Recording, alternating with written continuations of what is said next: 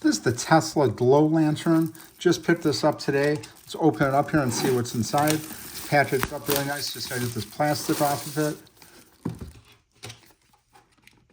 They always do a nice job of packaging these products. They do look really great. So this right here, we got the instruction manual right here.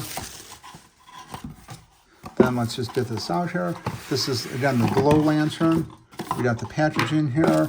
We got the USB-C connection right here. So it's USB-C to USB-C.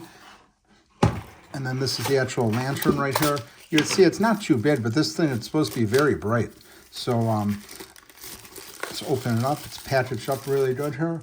So this is what it looks like right here. You can see it fits in the palm of your hand.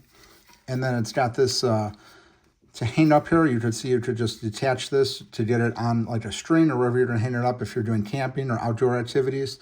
This is where the power goes right here. So the USB-C in goes right there. And then this is the power right here. So we're going to power it on. Turn it on like that. And this is going to change the brightness here on this one. So we're going to be able to put the brightness up and down. And then this one here is going to change the color. So it has several different colors. Looks like a flame there. Brighter, really bright.